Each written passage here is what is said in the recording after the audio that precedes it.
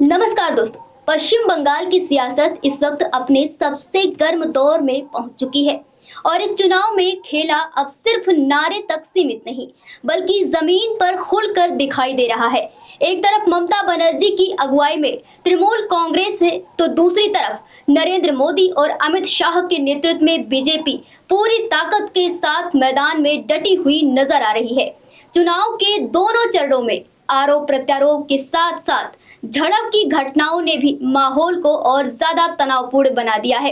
पहले चरण में मुर्शिदाबाद में झड़पों ने माहौल गरमाया। दूसरे चरण से पहले टीएमसी सांसद मिताली बाग के काफिले पर कथित हमले ने सियासी पारा और चढ़ा दिया कि ममता बनर्जी ने चुनाव प्रक्रिया पर सवाल उठाते हुए आरोप लगाए कि निष्पक्षता नहीं बरती जा रही है और बीजेपी के इशारे पर विपक्षी दलों को निशाना बनाया जा रहा है। वहीं बीजेपी ने पलटवार करते हुए ईवीएम में छेड़छाड़ और चुनाव चिन्ह पर टेप लगाने जैसे गंभीर आरोप लगाए। बीजेपी नेता शुवेंदु अधिकारी ने फाल्टा के एक मतदान केंद्र का जिक्र करते हुए कहा कि पार्टी इस पूरे मामले पर नजर बनाए हुए है और जरूरत पड़ी तो कड़ी कार्रवाई की जाएगी।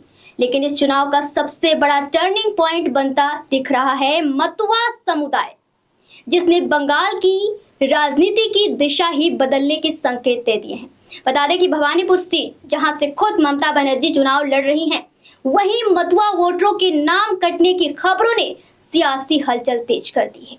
बीजेपी इसे बड़ा मुद्दा बनाकर लगातार हमलावर हुई और यही वजह है कि नरेंद्र मोदी से लेकर अमित शाह तक इस इलाके में लगातार रैलियां कर चुके हैं।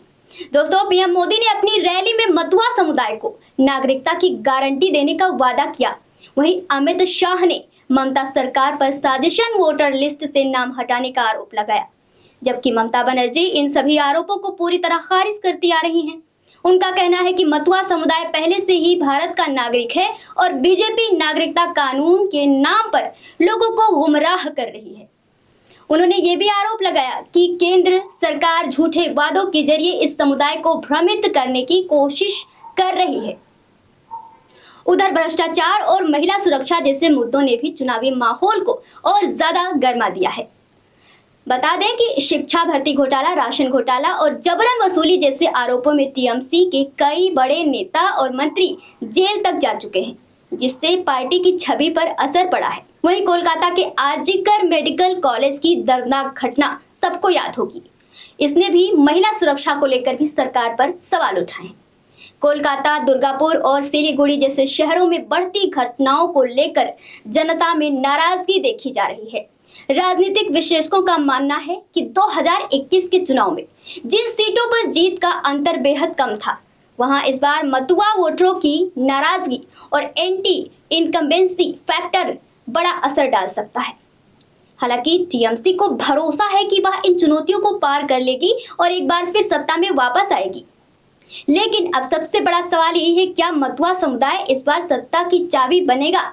क्या ममता बनर्जी की पकड़ ढीली पड़ रही है या फिर दीदी एक बार फिर खेला कर जाएंगी?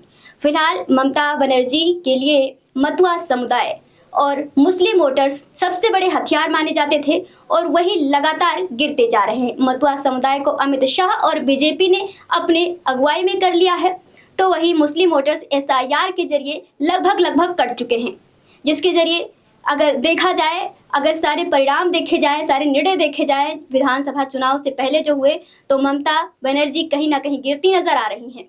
लेकिन जमीनी हकीकत क्या है, ये तो चुनाव नतीजों में ही साफ होगा। जन एक्सप्रेस में बने रहिए हमारे साथ। इस खबर की अपडेट में मुलाकात होगी, तब तक के लिए नमस्कार।